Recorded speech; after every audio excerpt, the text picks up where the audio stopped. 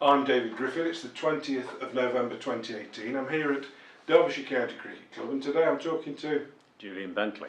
Julian, thanks for joining us as part of our oral history cricket project. Can you just start me off by just explaining your introduction to the game of cricket? Where was that, and when did it all begin? Well, it was my dad really. My dad was a very keen cricketer.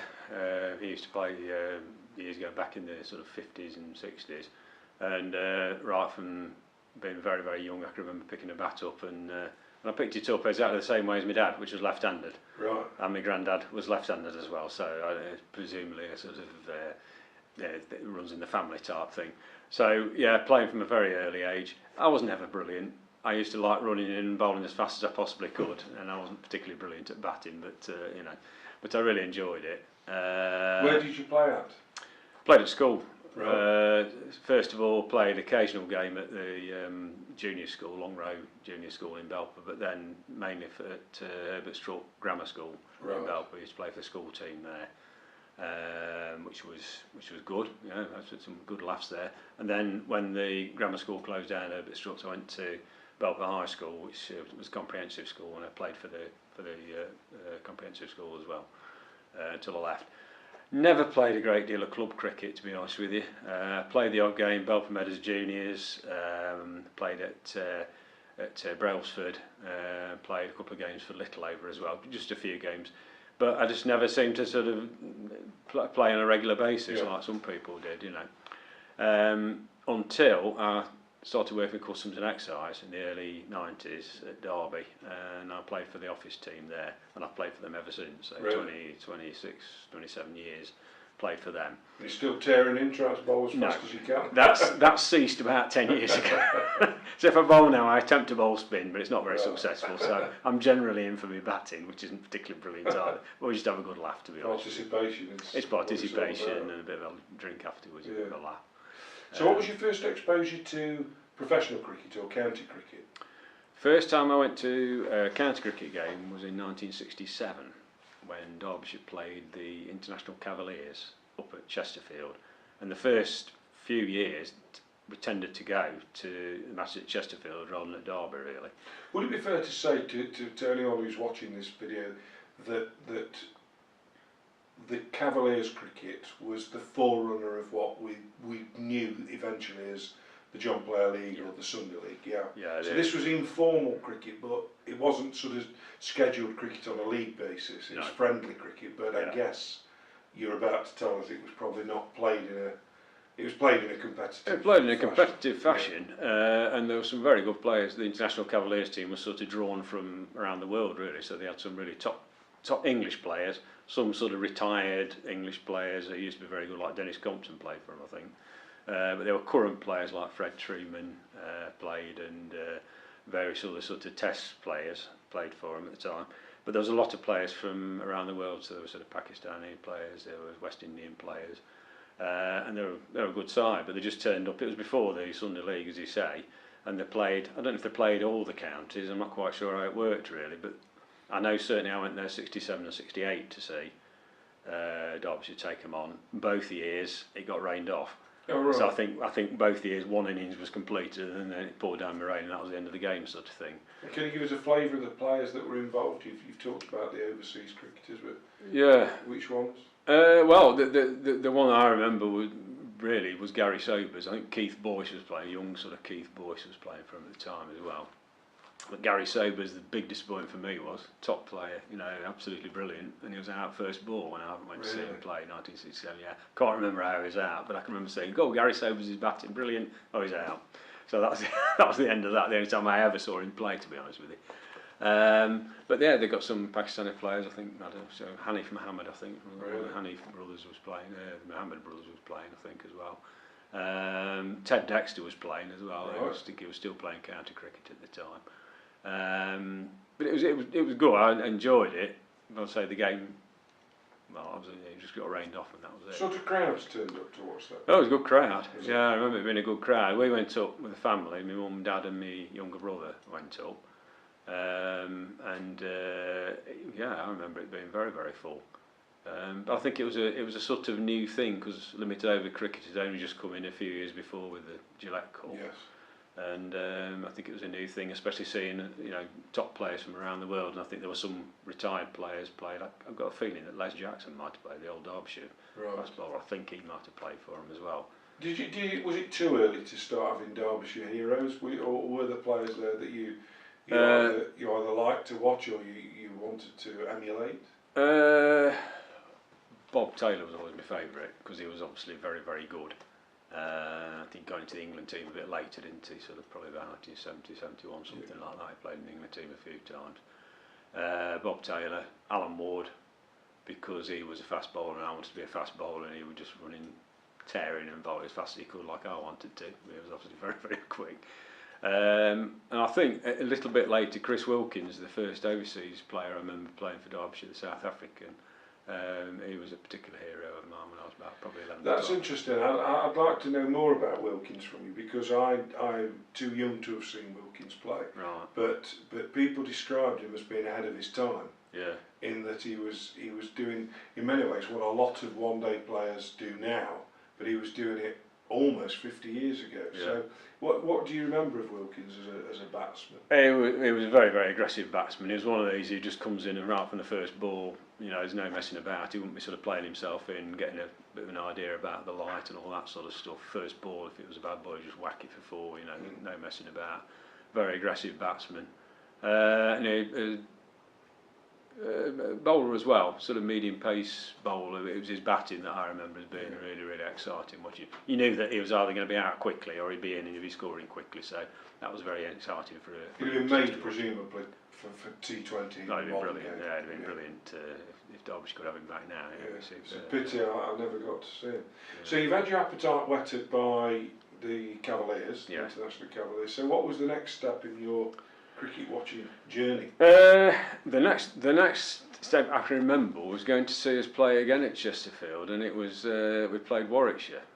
And in fact, actually, I was looking this up last night on the internet to see if I got the year right. I thought it was in '68, but I think it was actually 1967. And I looked at the dates, and I could see it was around about my birthday, so it must have been a birthday treat.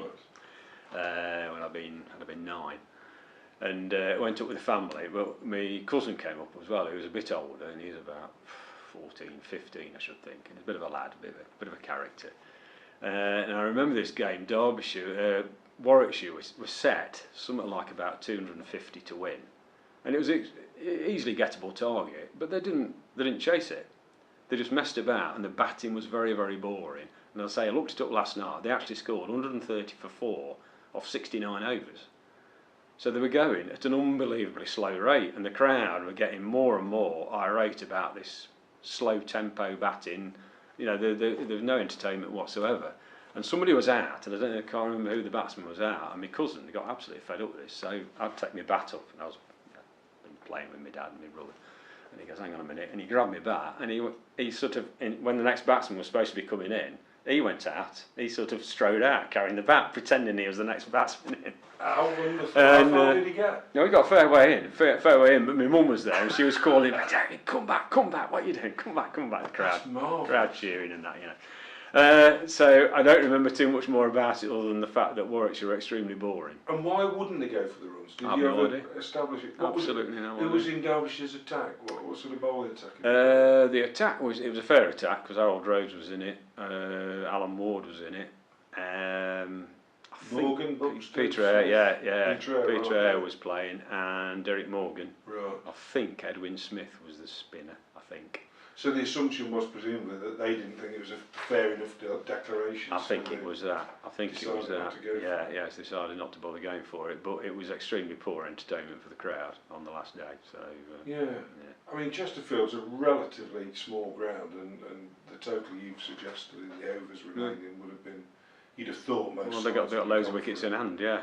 So I don't know. I don't know if it was a protest because they thought Derbyshire left the declaration too late. I don't know. Did it put you off? No. No. It was all good fun. So you were watching cricket up at Chesterfield, primarily, but were you able to travel to other Derbyshire venues?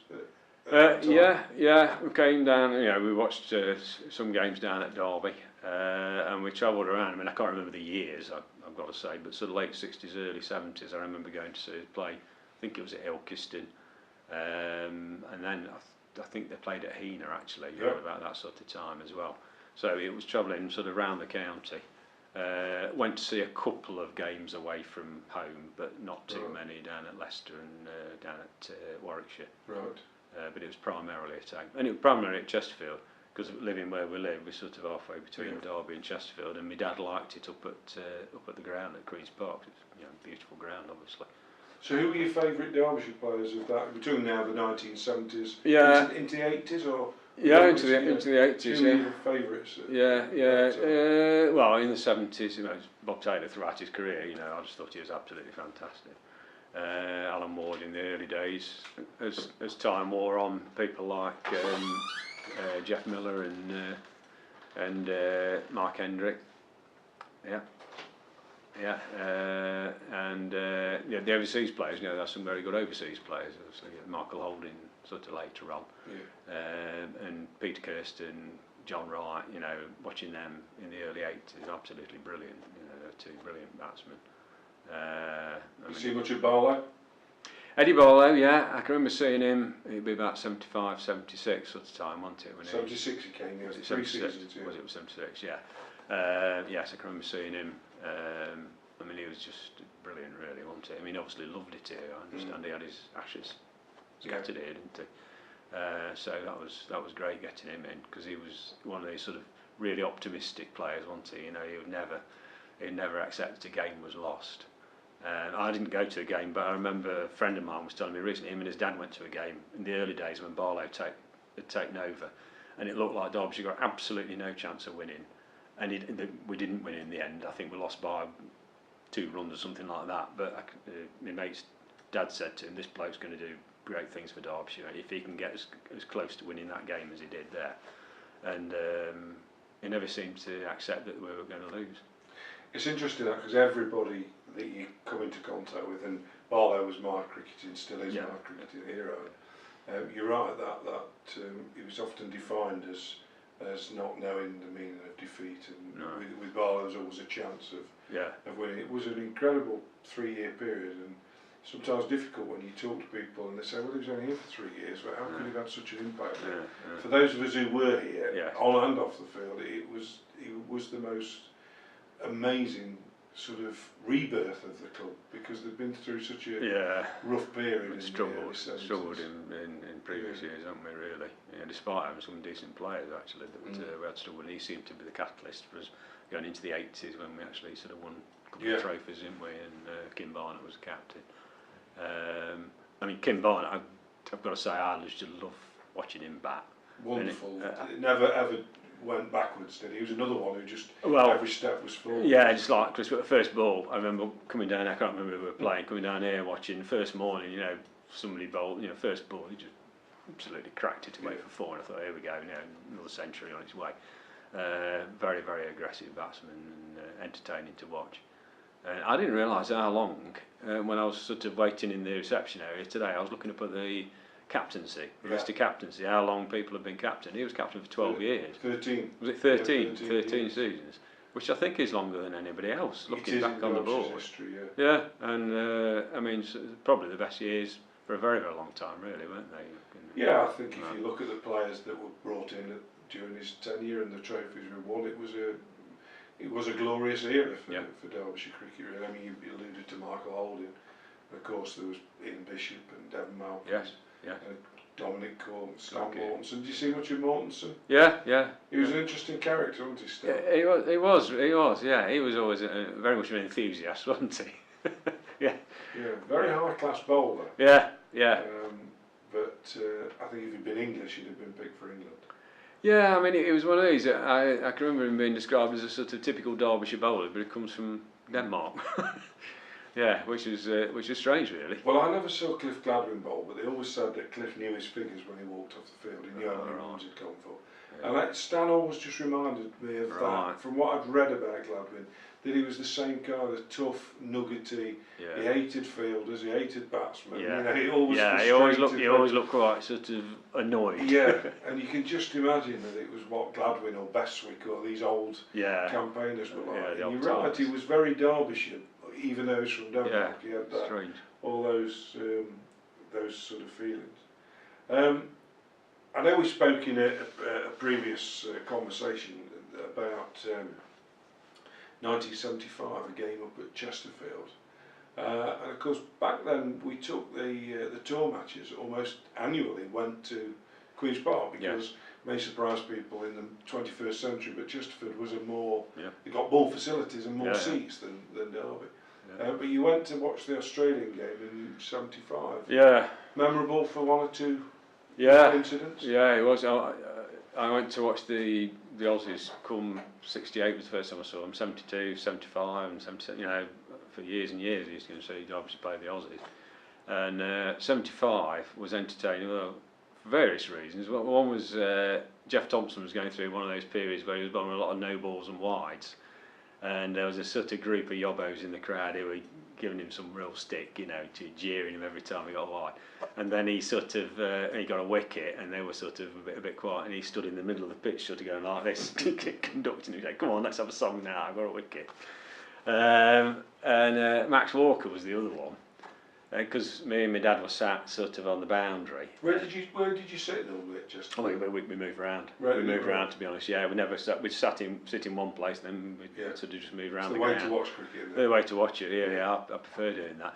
At this point, we were sort of sat opposite the pavilion. Right. Yeah. But Max Walker was fielding on the boundary, and he was just chatting with the crowd, and he was sort of mainly chuntering with the crowd, and he was complaining at one stage about Fred Swarbrook was batting at that point, and he spent a very, very long time over a very low score, and Max Walker turned around and said, "Is this bloke always as bloody boring as this?" And but then the other incident that I remember happening is he ran to fetch a ball in the field, managed to field it, but as he was running to get it, his bush hat came off, his floppy hat, and this lad sort of ran on the pitch and grabbed his hat, and he was going to run off with it. Max Walker turned around and just took one look at him and said, "That's one good way of committing suicide, pal." This lad sort of gives it. Did he give it? Yeah, oh God, he did. Yeah. He took one look at him and that was it. So entertaining stuff. Yeah. There were proper tourist games, of course, weren't there? Because you actually had the full tourist side out, but also Derbyshire, the counties was put out. I remember Fred Truman saying his greatest career highlight was captaining Yorkshire to beat Australia in '68 at Sheffield. Was it? Not a Test wicket or an Ashes drive, but beating the Aussies for his county. Yeah, because that happens very rarely, doesn't it? Yeah. Well, it's a fascinating start to your cricketing journey. So what we'll do is we'll pause it there. But for now, Julian, thank you very much. Okay, thank you.